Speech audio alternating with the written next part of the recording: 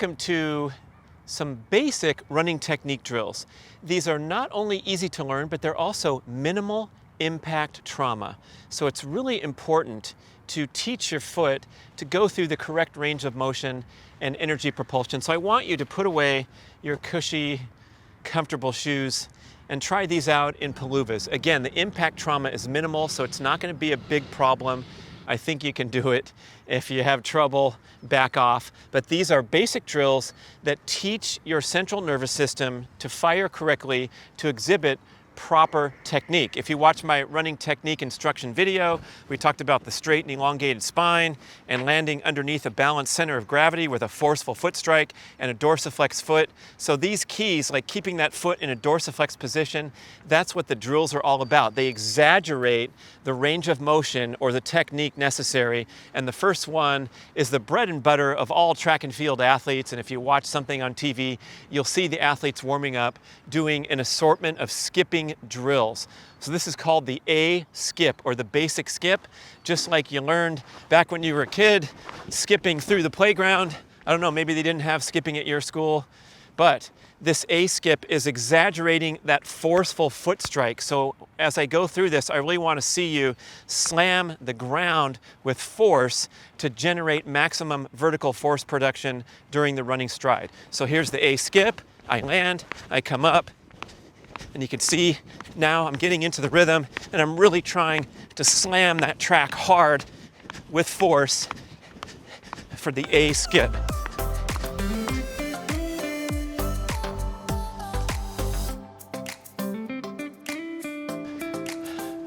About 20 seconds maximum for any of these drills. It's sort of like a sprint effort. You don't want to go too long and lose your power or lose your technique. So these are short, precise, crisp. Learn the drills correctly and then repeat them as often as you want, especially if you're trying for advanced goals like sprinting. These are great sprinting drills, but also teaching good technique. So we'll go back with another A skip. Notice my midfoot landing.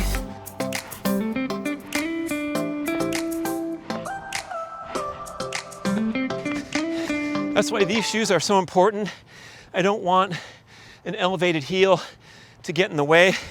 I want to land at midfoot, allow the Achilles to drop, allow the foot to dorsiflex, and then launch off the ground with power and get some really powerful skipping going. The next drill is called the B skip. So it's a variation of the skip. Good morning to the hamstrings could be a good nickname, but this is where you get off the ground and kick out and engage that hamstring a bit to your comfortable existing range of motion. I have pretty good hamstring flexibility, so I might get my kicks a little higher, but it's the same idea of launching off the ground and kicking out. And again, you're striking the ground forcefully right underneath your center of gravity. So this is an exaggeration of a portion of the correct sprinting stride, the B skip. Strike the ground forcefully on the midfoot.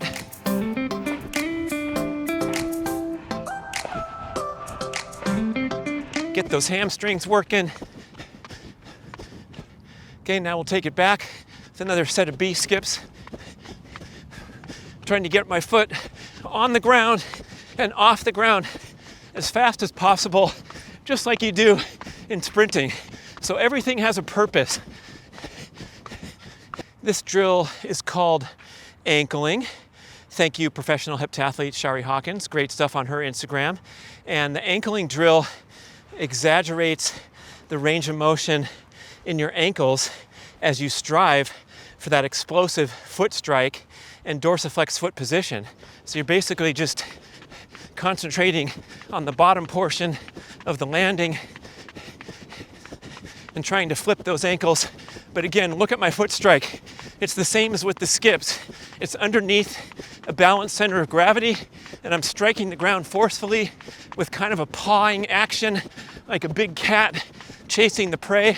And this is the correct way to sprint.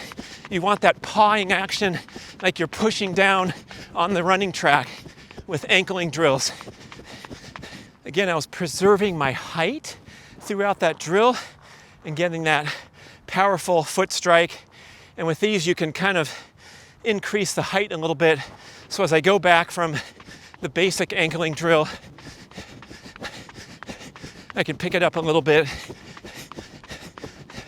take it back down to true ankling, trying to keep that height the whole time.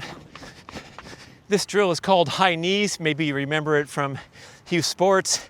It's great for conditioning because it takes a lot of effort, and it's exaggerating the knee pickup of the sprint stride.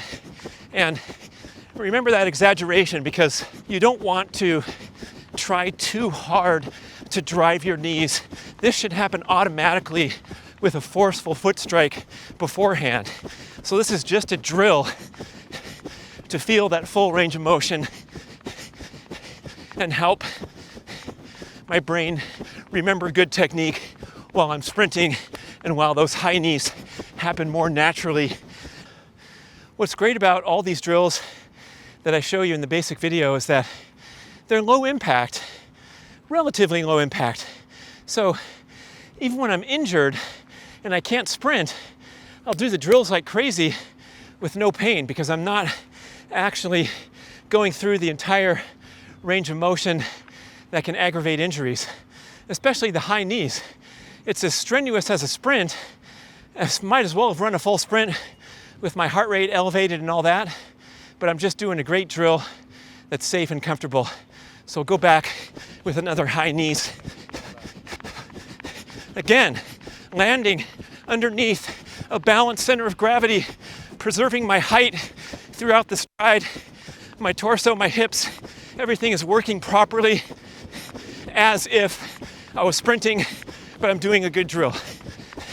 The next drill I call high heel, high toe, and it's working on the recovery, particularly the immediate dorsiflexion of the foot as you come off the ground and you pull the foot back up towards your butt.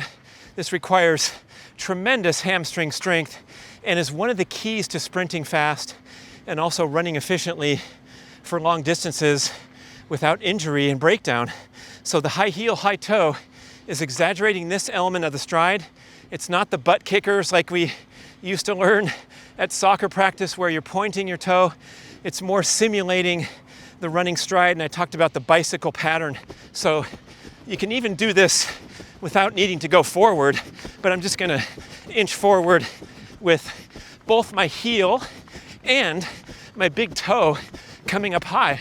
The big toe high is the same meaning as dorsiflex your foot. So another key is like trying to get your big toe to clear the opposite knee, high heel and high toe at the same time. And yes, your heels are gonna kick your butt during the drill, and you watch some great sprinters, the same thing. Their heels all the way up here, even touching their butt. Dalilah Muhammad, former world record holder, 400 hurdles, will be making contact because her foot recovery is so powerful, thanks to doing drills like high heel, high toe. Let's take it back. So notice my toes. If I were to be lazy and do this incorrectly, it would be something like that, which is so much easier and not related to correct running stride. So I want to see those heels and toes high. That is a great set for your basic running drills. I'm going to show you some intermediate and some advanced that you can work into the mix. But I really appreciate you trying the minimalist footwear on these. Again, minimal risk, minimal impact trauma. Go jog in your regular shoes, but start learning the drills and daily activity wearing the correct footwear to simulate the proper function and range of motion of your bare feet. Thanks for watching.